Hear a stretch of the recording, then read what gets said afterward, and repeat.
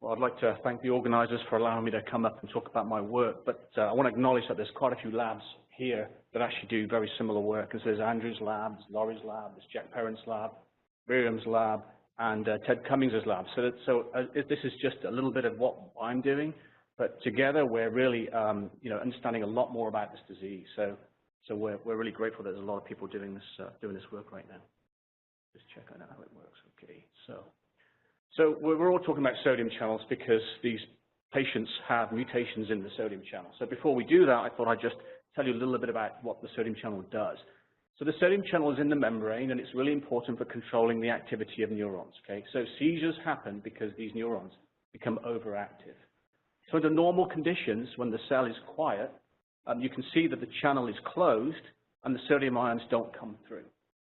When you want to excite that neuron, and they're happening all the time, that's how you talk, that's how you see, that's how you listen, the channel opens and sodium ions come through.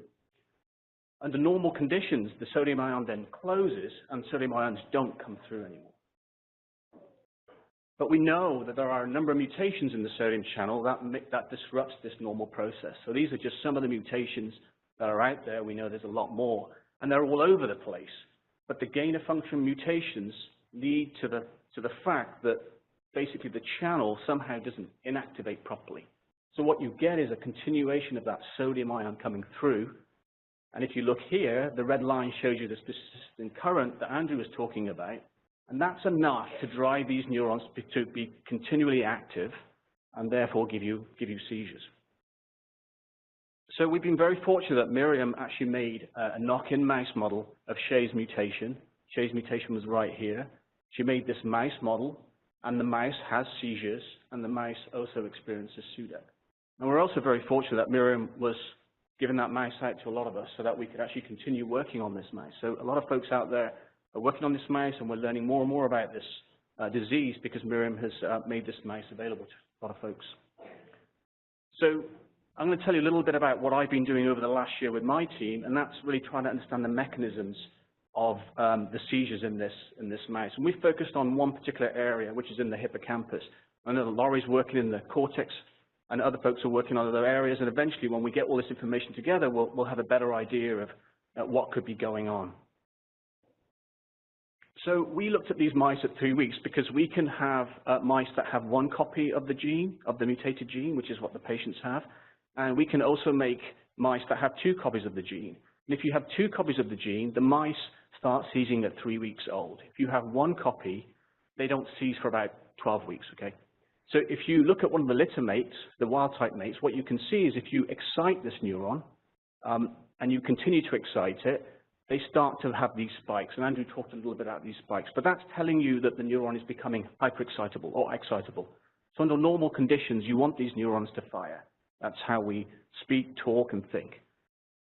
However, if you look at these mice that have this mutation, what you can see, and this is a mouse that has just 1 copy, you can see that when it shouldn't be firing, it really is firing, okay? They're called action potentials. But this means that this mouse has overactive neurons. If you make that plot, you can see that this mouse is having action potentials when the control, a lot more action potential, shall I say, than the control mouse, okay? So this is what is the hallmark of seizures. If you have 2 copies of it, you can see that, again, it also fires at these stimulation intensities when wild-type don't, and you get the same effect. What's interesting here is that these mice are actually about to seize and have SUDEP. These mice are still a month or 2 away from having seizures. So this is telling you that these neurons that we're looking at are already becoming hyperexcitable and are ready to have seizures, but the rest of the network most likely isn't ready yet. And it doesn't get ready for about another month. So this is important in understanding what parts of the brain are starting to change just before seizure onset. There is a point when we stimulate them, they all can have the same number of spikes. So they have the same level of activity.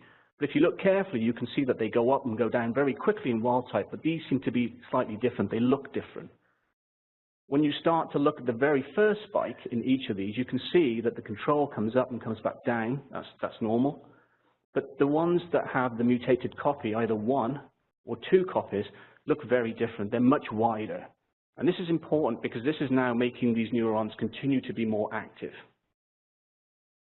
If we look at the second and third spike, so here this is 1, 2, and 3, you can see in the wild-type mice, they're very similar, and that's, again, normal. But here, the first one is wide, but the second and third one is getting even wider, okay? And that's, again, showing you that these neurons are just abnormal. They actually continue to be excitable when they really should not be. They should be going back down here. Now, we know that within the brain, it's a network, okay? So it's all these neurons are talking to each other, and when they do this, this is how we're able to, communicate. So you have one neuron here that talks to this neuron, and this neuron then talks to this neuron, and that's also the way that the seizures can spread throughout the brain. So we wanted to have a look to see if there were any differences in the way that these neurons communicated with each other or talked to each other. And we can do that by exciting them. We can stimulate parts of the brain and then look to see what's happening. So we stimulated some neurons that were upstream of the one we were looking at, and what you can see is if you stimulate them, you get a spike. That means that this neuron was active. If you increase that intensity to make them spike more, under wild-type mice, we can't do that. So we turned it up twofold and threefold, and they just continue to have one little spike. If you do that in the mouse that has the mutation, you can see that you can make the neuron fire more spikes. What this means is that that particular neuron is likely to continue to talk to the next neuron and so on and so forth, and this could be a mechanism by which these seizures are starting. And of course, if you have 2 copies, it's a lot worse.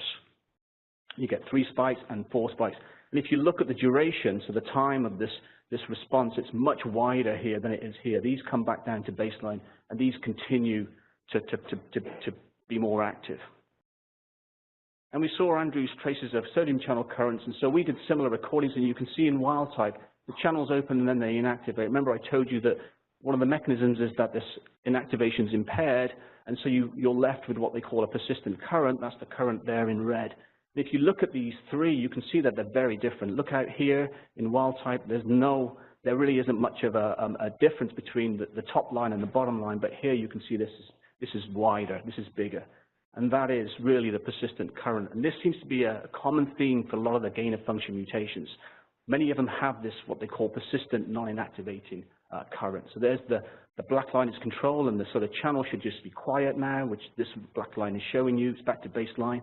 But these mutated channels continue to open or chatter, and that will drive that neuron to become more active. It will make it fire more spikes, and that will then keep the circuit going. So I told you that the mouse was the mouse at 3 weeks doesn't seize for another month or so, and so we looked at mice that were actually seizing at 9 weeks, and we can start to see that there are some changes in these neurons that we're looking at, which means that the networks, the brain is changing to the point where it's now going to start having seizures.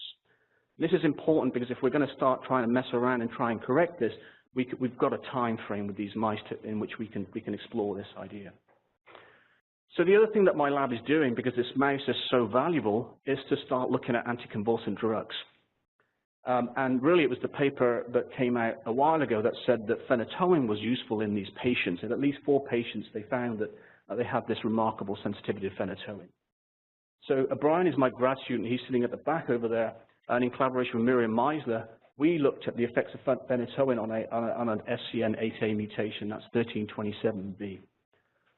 And we characterized the mutation, and it had the typical hallmarks of a gain-of-function mutation. And we wanted to see what phenytoin was doing.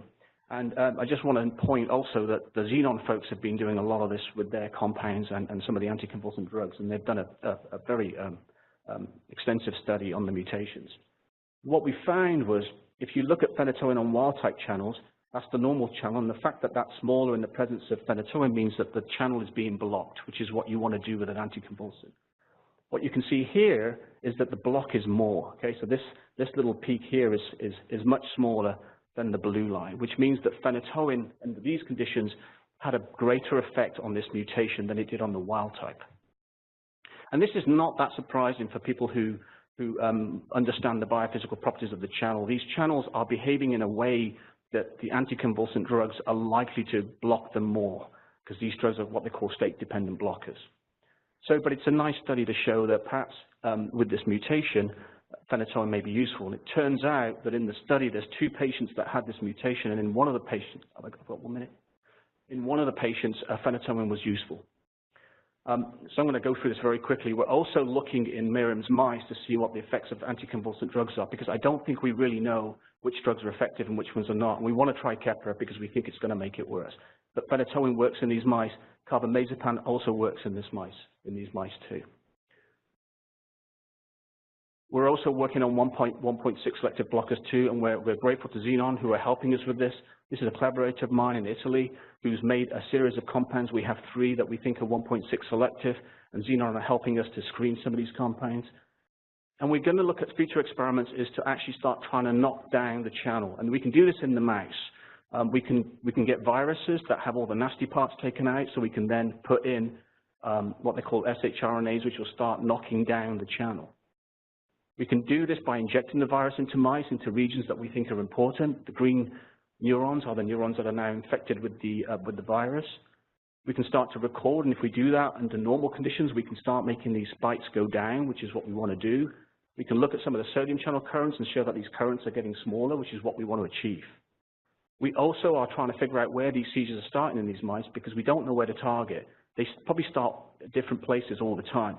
But we're looking at genes that get activated after a seizure, and we're now starting to figure out which areas we might want to start putting this virus into. And I'd like to acknowledge my team. This is my lab, Matteo, Brian, and Ron, and Miriam and JC, who have provided the mice and my funding. Thank you.